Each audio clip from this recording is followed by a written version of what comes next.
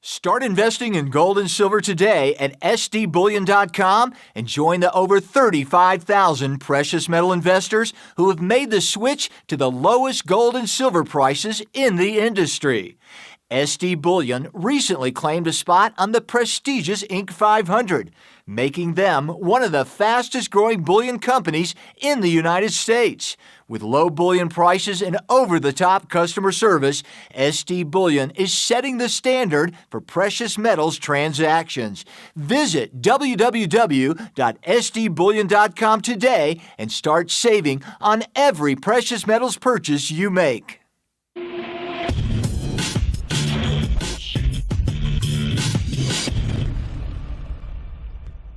Hey everyone, this is Elijah Johnson with SilverDoctors.com, and with us today is James Corbett from the Corbett Report.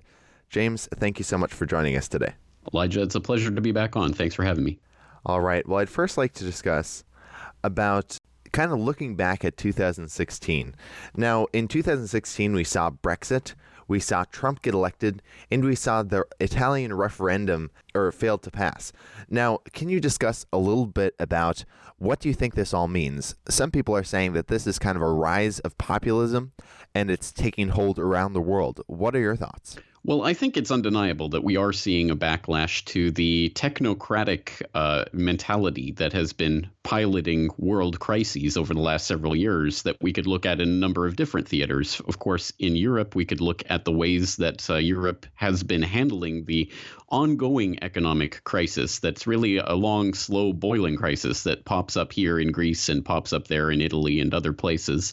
And basically the European Central Bank and the European Union and some of the strong players in Europe have been attempting to solve this problem by doing things like parachuting Mario Draghi into first Prime Minister of Italy and then onto the ECB and things like this without having, of course, recourse to any sort of popular vote or popular opinion on things like this. The head of the EU, people like Van Rompuy and people like this, again, parachuted in from organizations connected to things like the Bilderberg Group without consultation, without voting, without any sort of input from the public. And I think after years and years and years of seeing this happen and seeing the calamities not only continue, but in fact worsen, I think it's understandable that the public is becoming more and more outraged at this. And we're starting to see the backlash, the political backlash from those types of moves. And of course, in the American context, I think fundamentally no different. The way that the economy has essentially been managed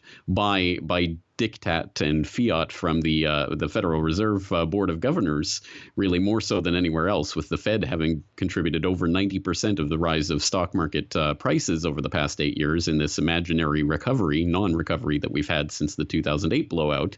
I think, again, people are seeing that the ultimate effects of what these technocrats and rulers by fiat would like us to believe about the world they're creating is a tissue of lies, easily demonstrable lies.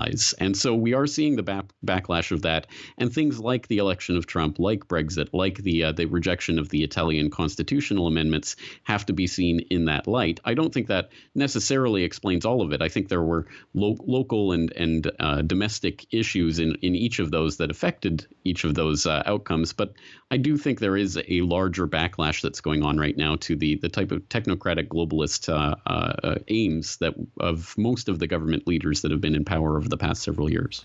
Now, you mentioned about the Federal Reserve, and recently there's been discussion about auditing the Federal Reserve. This has been brought up many times before. Congressman Rand Paul and Congressman Thomas Massie are trying to reintroduce this bill, and under President Trump and with the Republican Congress, it looks like it might actually have a better chance of passing. What are your thoughts on this? Well, there is more talk about this. And as you say, there seems to be renewed momentum behind this. So we're having, for example, as you say, Rand Paul reintroducing the Audit the Fed legislation. And there seems to be some at least some possibility that the incoming administration will be sympathetic to this idea. Although I would I would caution against the idea that this audit the Fed is ultimately going to be the answer to that type of dictate by the Federal Board of Governors, the Federal Reserve Board of Governors that I was indicating in that opening segment, because ultimately I think that all this will do is open some of the can of worms that we already know is there, but perhaps get a few more details about some of the transactions that the Fed undertook, the operations that they undertook to prop up some of the European banking houses during the Lehman Brothers collapse, and other things that, again, we already know some of those details have leaked out via FOIA, but perhaps we'll get some more of the details on that. But ultimately, I don't think that's going to fundamentally upset the system itself. I think it's probably, in the eyes of a Trump administration that would be sympathetic to that, I think it would only be so insofar as it would be a political effort aimed at destabilizing the current Board of Governors. Obviously, no love between Trump and Yellen, and we would expect that Yellen will be replaced as soon as feasible by President Trump.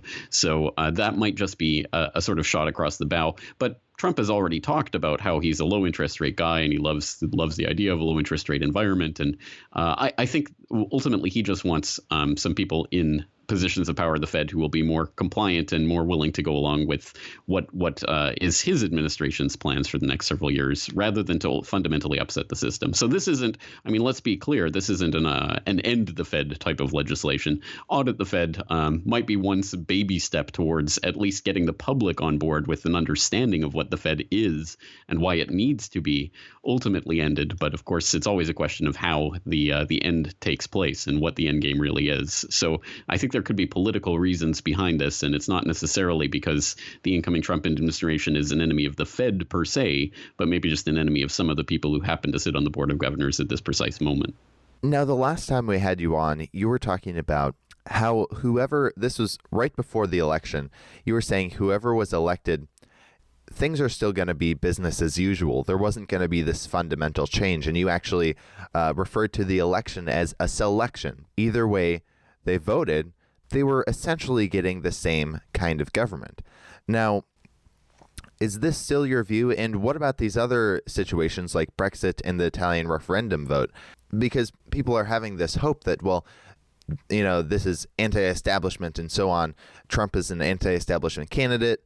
Brexit, was this, populist uprising and so on. But is there actually going to be a fundamental change? Well, I certainly think not fundamental change. I think there will be differences in policy, differences in inflection, differences in areas of interest, but fundamentally, I don't think there will be a change. For example, obviously, one of the main changes that we're going to see is that although the Hillary presidency would have undoubtedly have made Russia into the prime target and boogeyman, it looks, of course, at this point, like the Trump administration will not make Russia into a boogeyman and will not be warmongering and saber-rattling with the Kremlin, which is probably a good thing, given that these, of course, are still the two main nuclear superpowers on the face of the planet that could destroy the planet many times over. So that certainly is to the good.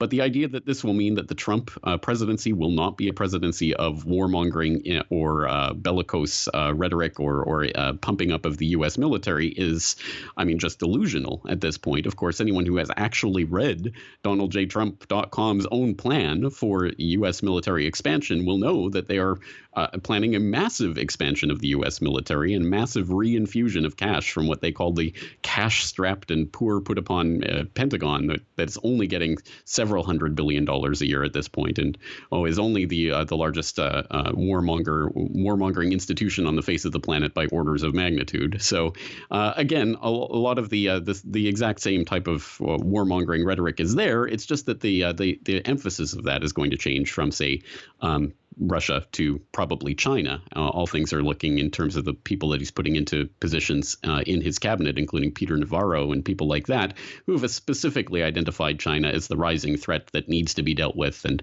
we've heard Trump say that he's going to designate China a currency manipulator on day one in the Oval Office and all of this. So it seems like it's going to be essentially the same thing, but with a different boogeyman in the role of boogeyman. And when I say business as usual, I hope hope that people understand the not so ironic inflection of that it is business as usual. And of course, every single one of Trump's picks so far has pretty much confirmed that in spades. And you can look really anywhere in his administration or his proposed administration for that. One example that came out just in the past 24 hours was that General John Kelly, who has been selected or has been picked to lead the Department of Homeland Security in the Trump administration, not confirmed yet, but he has been appointed to head the DHS, was seen as kind of an interesting choice. This was a American, obviously a general in the military. He was formerly commander of U.S. Southcom, in charge of the unified combat operations in South America, Central America, the Caribbean. But he, as it turns out, in financial disclosure forms that were just released today by the Office of Government Ethics, it turns out that he has made the most of his 2016 income as an advisor to DynCorp International.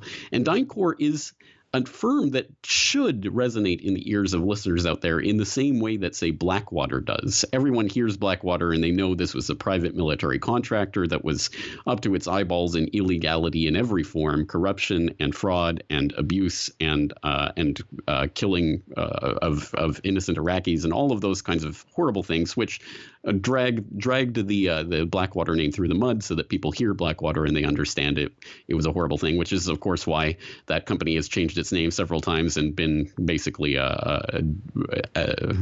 swept under the rug, as it were.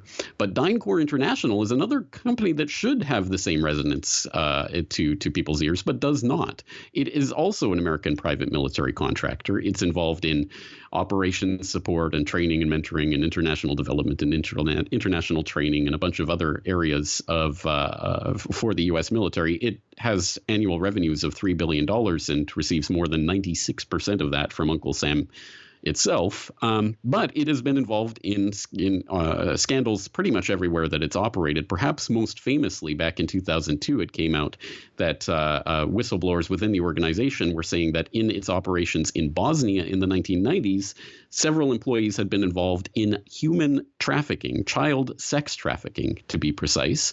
And there was a investigation, a major scandal. The whistleblowers, of course, got fired. And as people may or may not remember, Cynthia McKinney, who was a congressman at the time back in 2004, 2005, was grilling Donald Rumsfeld at an appropriations committee hearing about DynCorp and why they were continuing, even after being exposed for being involved in child sex trafficking, to be receiving multiple contracts from the U.S. military. And Rumsfeld was flummoxed to really provide an answer to that. That's not the only scandal that DynCorp has been involved in. It's been involved in many others over the years. So I just suggest people would take a look at that firm. But it's interesting to see that people like General John Kelly, who presumably will head the DHS, assuming that he does survive the confirmation hearings, is directly connected into a firm like DynCorp. And speaking of Blackwater, which I mentioned just before, of course, people will know that the Trump's pick to head the Department of Education, Betty DeVos, happens to be the sister of Eric Prince, who, as people may or may not know, was the founder of Blackwater. So one does not have to scratch even the surface of this incoming administration to see business as usual is probably the best way to describe it. Now, you were talking about how if Clinton got in, Russia was going to be kind of the boogeyman. In this case now, you're saying that actually China might be the boogeyman under a Trump administration. Can you discuss a little more about this? Yes, as I was saying, I think that all of the appointments, all of the rhetoric that we've seen so far has shown that Trump really is going to use China as a convenient punching bag to play to his main electoral base, which was obviously a lot of discontented people in the Rust Belt, for example, who would have, under normal circumstances in the past, have voted Democrat, but voted for Trump specifically because of, for example, his trade policies, or at least his proposed trade policies, and his willingness to put tariffs in and try to get work back in the United States or something along those lines. And so, of course, whipping up a trade war with China would play very well with that electoral base. And again, everything that we've seen coming into this administration shows that that is exactly the game plan. Of course, there was the now infamous call that he took from the Taiwanese president, going against decades of diplomatic status quo, which was not, as was, I think, originally reported, or at least originally assumed, a sort of offhand thing that Trump did because he didn't know what he was doing. It's now being reported that, in fact, that phone call was months in the making. So it was very much thought about beforehand and used as a signal to Beijing that Trump was going to basically stick his finger in their eye as much as possible. We saw another glimpse of that with the USNS Bowditch, which was an oceanographic survey vessel operating in the South China Sea just a month or two ago, which released some unmanned naval drones in the area of the Philippines, about 50 miles off from Subic Bay. One of those naval drones picked up by a Chinese Dalang 3 class submarine, which picked up the boat directly 500 yards away from the Bowditch and took the boat and did not return it to the Bowditch, despite the Bowditch asking for the drone back. That caused, as people might remember, a little bit of a diplomatic skirmish and some back and forth, but ultimately the Chinese did return the vessel, and that seems to be that. But I think that's the type of incident. And of course, during that, we saw Trump tweeting at China generally, I suppose, tweeting that this was an unprecedented act and basically trying to stir it up as something. He's again said he's going to name China a currency manipulator. As I said, he appointed Peter Navarro to head his National Trade Council, and he's the author of books like Death by China and Crouching Tiger: What China's Militarism Means for the World, where he quite literally identifies China as the main obstacle for American predominance in the world, economically speaking. So again, I think that clearly there's a big crosshairs that's being put on China in terms of this incoming administration. But I add the caveat that, like so many other things, I think that there is a certain amount of showmanship that's put on in these types of international skirmishes that may be more window dressing than actual intention. And I say that because, of course, someone who does have the ear of President-elect Trump has met with him personally in person at least 2 times that we know of, but has apparently corresponded and talked to him many more times than that, is Henry Kissinger, who has literally written books about China and the New World Order and talked about China's increasingly important role in the New World Order, and talked in many times in China about how China and the United States and cooperation between these two countries is vitally important. And of course, Kissinger has told us that Trump is going to renege on many of his promises in so many words. So I wonder to the extent that China, again, is going to be a convenient punching bag for the Trump administration, and there will be a lot of show made about things like declaring it a currency manipulator. But in terms of actually stirring up real hot military confrontation, I do not believe that is ultimately the game plan here.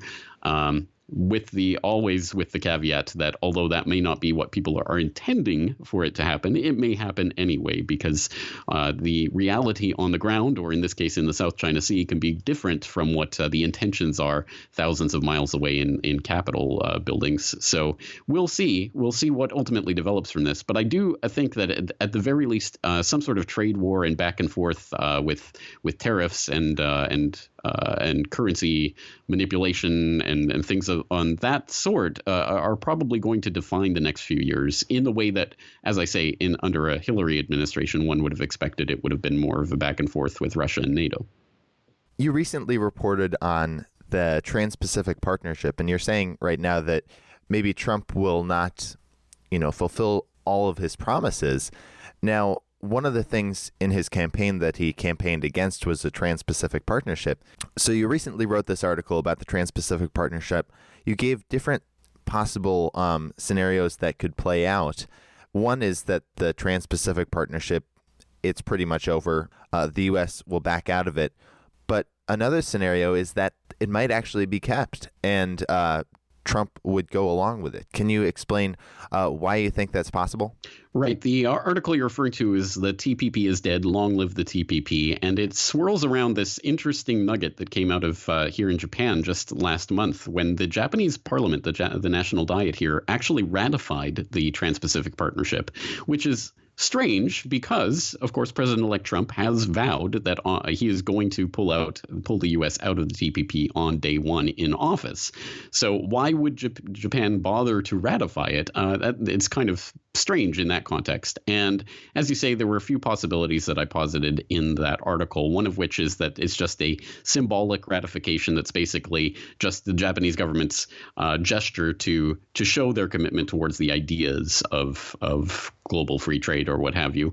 And I'm sure there is some nugget of truth to that. But on a more interesting level, Prime Minister Abe was the first sitting world leader to actually go and visit Trump since being elected.